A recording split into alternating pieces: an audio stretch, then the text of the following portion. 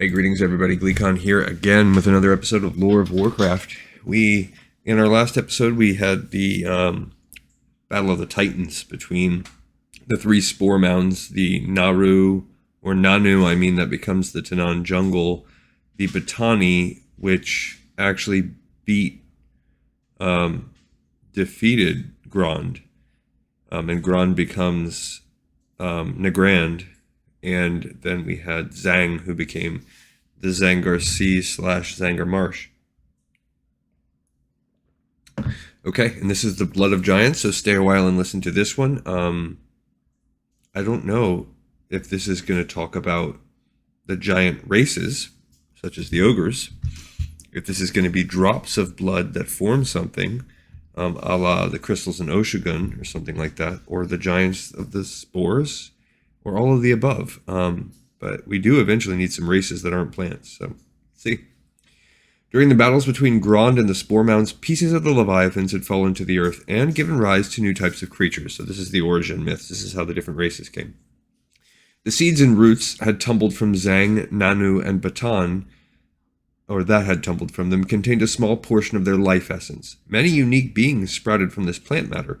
The strongest were lumbering giants called the genesaur. I believe the genesaur are like those giant flytrap hydra type of things. A mane of thick fronds covered the skin of these four-legged beings. Despite their enormous size, they were incredibly swift and agile. Okay, so they're like the big, and they still exist out there. Much like the plant matter that fell from the spore mounds, the rocks that toppled from Grond stirred with life essence. The largest boulders arose as sentient beings called the colossals. They also still exist. You can see them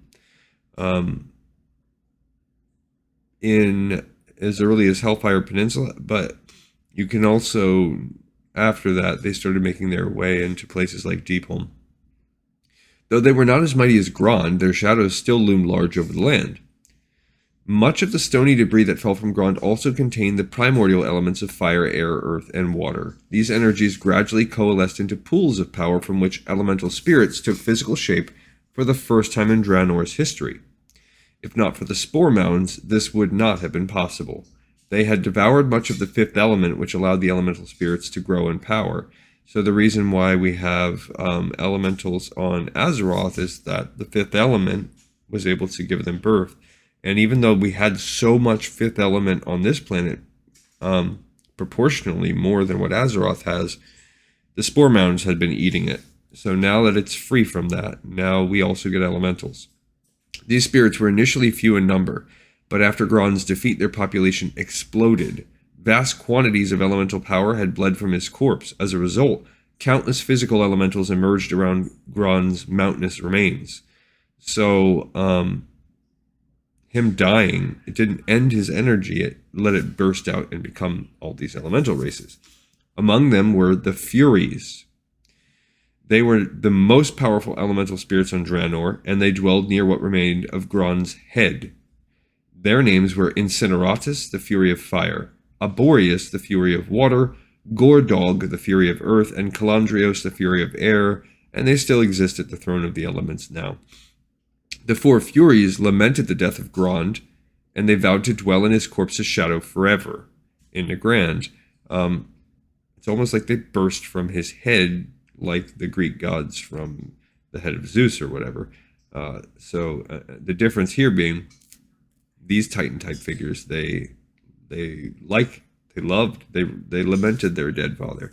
The place that these beings called home would be known by Draenor's future mortal cultures as the Throne of the Elements. So this isn't really a ton, because it doesn't actually tell us many of the races that come. They just said, hey, tons of races came out of this.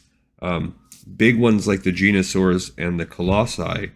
And this also gave birth to the elements and Draenor's powerful elemental. Now, they're not as powerful as, say, Ragnaros, but they're pretty big deals, and you can do a lot of quests for them. Okay, cool. Another episode in the pipes 5x5. I'll catch you guys on the next episode of Lore of Warcraft.